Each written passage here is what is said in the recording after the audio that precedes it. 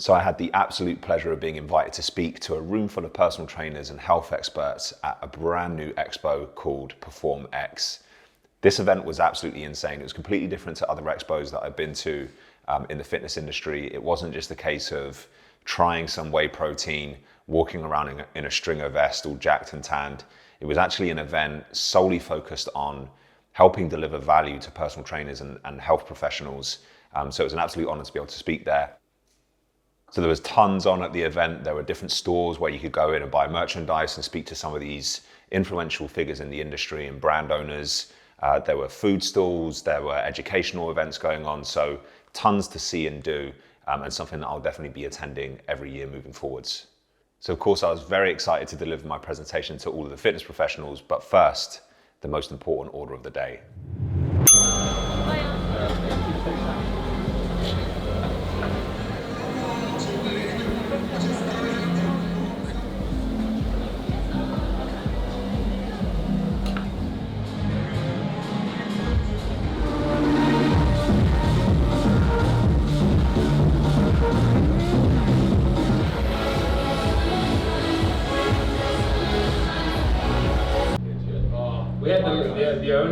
We had the only person Zach asked at the cat so far. Are you guys like not doing that podcast? Huh? You guys not doing that podcast, right? Yeah, that's not there. Dogs is the only. So, Ollie Carson, thank you so much for being here, bro. You are a guy that I've seen him from afar and then got to meet a few months ago, and I was like, oh, that guy's a pretty cool dude. Like, I really like this. Appreciate you, my man. Thank you. And I've been seeing the stuff you put out, the message you put out, and it turns out there's a lot more that meets the eye with the kind of stuff that you do with your mentees and the people that you're out there to help. So you're an online coach, mentor, dude, right? You help online coaches scale their business. Why would someone go to you versus all the other dudes that are saying this, what's is seemingly the same shit? Yes. Right? What makes you different? Nothing, absolutely nothing. And me and my good mate Matt, who's also a business mentor, have this conversation all the time. You know, it's the same reason that a personal training client would choose you as a personal trainer over somebody else. It's just personalities, it's just who you gel with, it's just who you resonate with. You know, a lot of the stuff is the same for sure. There are charlatans out there and there are people who are perhaps better at their job than others. But for the most part, you know, we're teaching principles, not methods. You know, the basics of growing a business are fundamentally the same between person to person, but it's about finding somebody that you click with and that you feel like you can work well with, and that's the only real decision that you need to make, in my opinion. I'm not over here saying that I'm doing anything in particularly special or different from any of the other guys, but the people who work with me have some sort of connection with me. You know, business mentorship is certainly in my life one of the biggest pivotal moments in my life, because you know I was doing well, and then when I sought mentorship, and actually I sought mentorship from an incredible mentor who's here today, Phil Graham. You know, we still speak. He's a great dude, a great mentor, and you know, having somebody who's done it previously to take the guesswork away from you is it's an absolute game changer. So anyone who's kind of thinking about it but is kind of sat on the fence, I really do implore you to do some research on what's available and find someone that works. You've got a talk later. What time's the talk? Talk is at 3 p.m. Amazing. What's it on? It's on growing an online fitness business. So if you're a personal trainer or already online coaching and you want to basically make more money online and help more people, then that's what it's about. Amazing. Well, I'm sure you're going to absolutely smash it. Thank you, dude. I've seen little snippets of what you can do on a stage, so I'm sure this is going to be epic. Yeah, cheers. And if this is a warm-up of what we're going to talk about in an official podcast, I'm looking forward to it. Sweet, my man. Thank you for having me.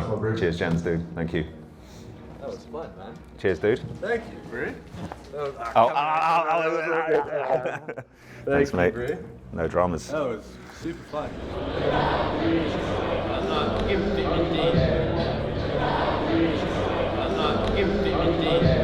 Get some club room, man. That's some nice gear.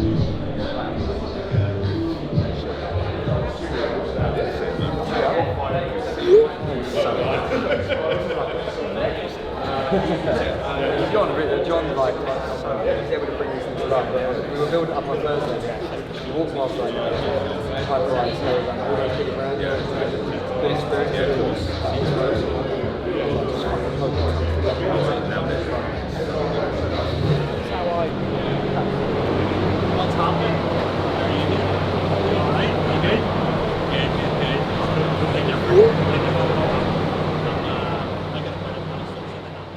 So it was great bumping into some familiar faces and catching up with old friends, coaches, mentors, people that I've spoken to on social media for many, many years, and just having great conversations with like-minded people all under one roof. I sacrificed my personal life, my family life, to dedicate myself entirely to my boxing life. I had to remain focused. Having focus is a mental task, but I realise it's physically demanding too. You have to find it, maintain it, and then own it. Once you have it, it becomes the driving force that powers you towards your goals. Thank you so much for joining me today.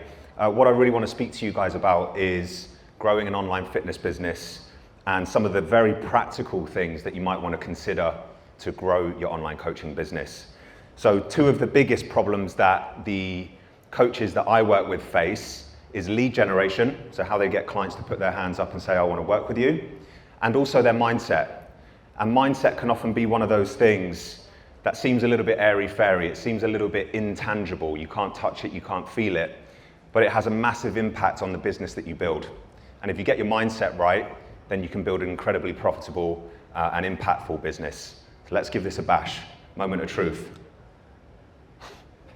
But yeah, that's not what we wanted. Let's give it 2 seconds and see if these slides load up. Smoke weed every day. Scan the QR code, save the page on your phones, and then you can work through the workbook when you get home. The kind of one mantra that I want everyone to walk away from here today with is, if nothing changes, nothing changes.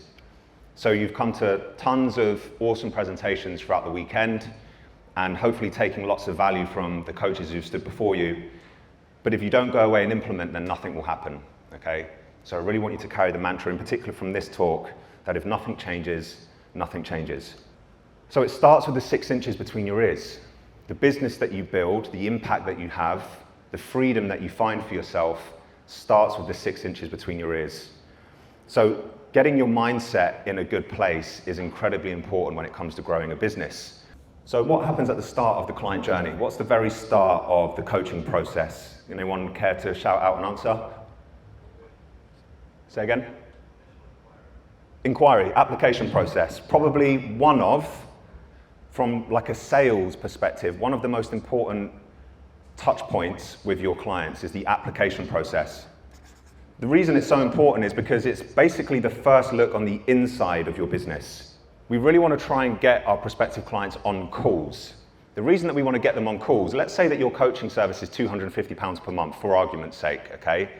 We need to be able to build value to £250 for them to have that moment of, okay, this is worth it and I'm gonna invest.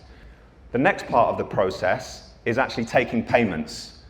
Again, by a show of hands, who is using bank transfers for taking payments? Quite a few of you. Okay, you might as well send carrier pigeons. Okay, we're in the 21st century. There's lots of systems and software that we can use that make that process incredibly easy for both you and for your clients, okay? We want the process of somebody joining you as frictionless and as seamless as humanly possible. The next part is the onboarding process. And this is really, really important, in particularly as you start to charge more for your services. Has anyone ever heard of the term buyer's remorse?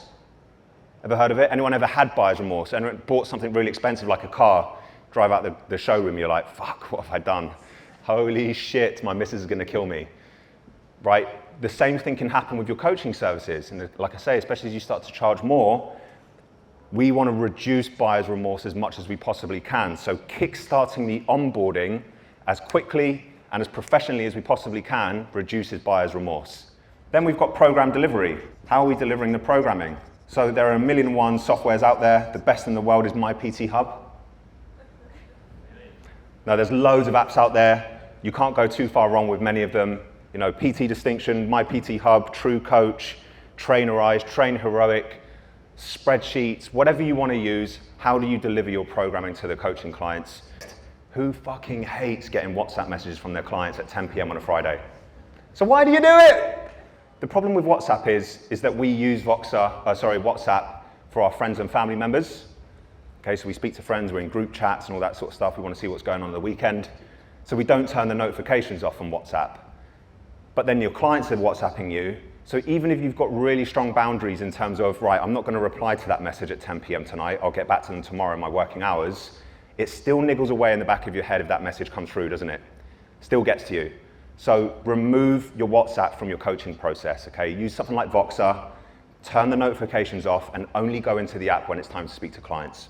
And then the final thing that we add into our coaching system, okay, to scale your business is automated referrals and testimonials.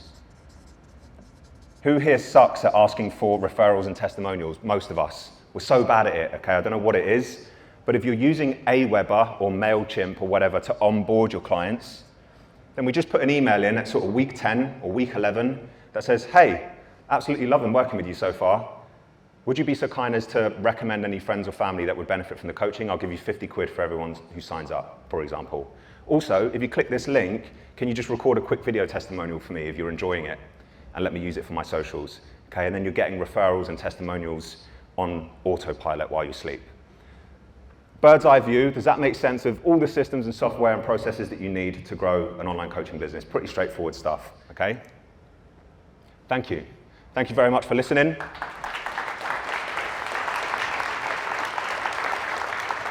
I'm going to put the QR code back up for you guys, so if you do want to come up and scan that so that you've got it for a later date, then please do. Thank you very much for sitting down. I appreciate you. Guide at 25. Yes. Like in that 10 minutes or whatnot. Yeah. Like I'm a very like, not awkward, but I'm like, how do I start that conversation Yeah. if I just like, if they comment it back, it's like, how do I?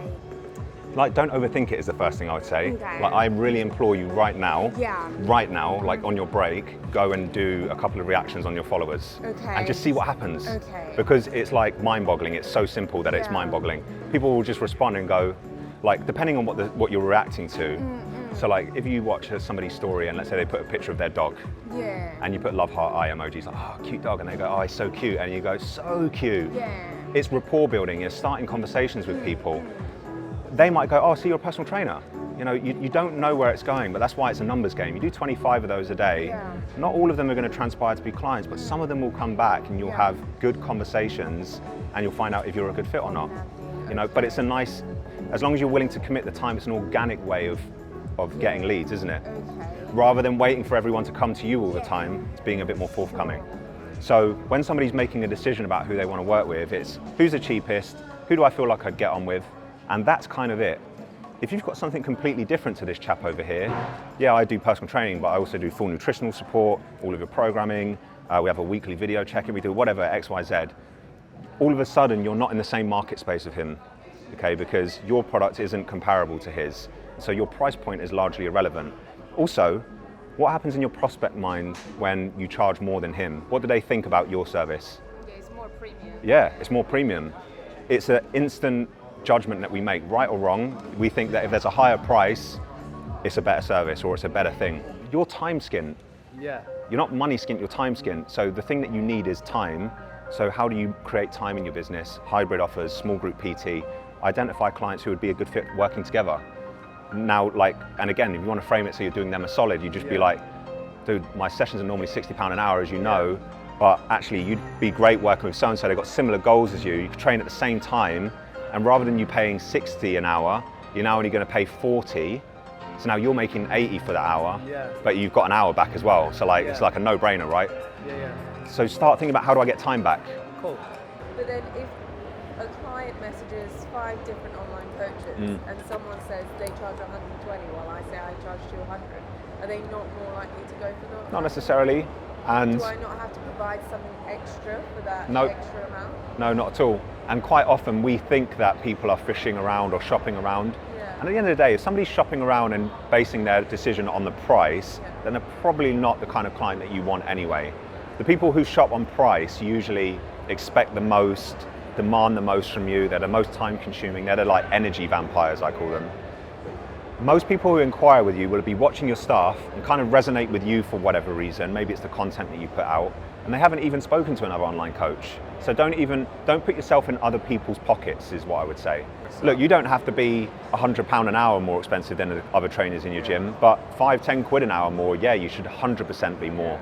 Because you know, you don't want people who are just buying your PT based on who's the cheapest in the gym. If you've got this thing on offer over here, this little cheap thing, then that's going to pull traffic away from that into that. So quite often I'll speak to coaches, it's like, oh, you know, when I get on my sales calls, people always end up buying the cheap thing and I'm not making money from it. It's like, fucking get rid of the cheap thing. Like, don't sell it anymore. Just have your premium thing. We call it the hero offer in Supercharged. It's the thing that you know gets a client a result, you know how to deliver it, it's a great service and it pays you handsomely. That is it. So that is a wrap at the PerformX live event. Had an absolutely incredible time speaking to tons of coaches about growing their business online. I think it went pretty well despite some of the technical issues, but other than that, it all came true in the end, and I think it was valuable for the coaches. Had loads of questions at the end. Favorite thing about today was seeing my good buddy Ollie march on and just how much he crushed it with his stand.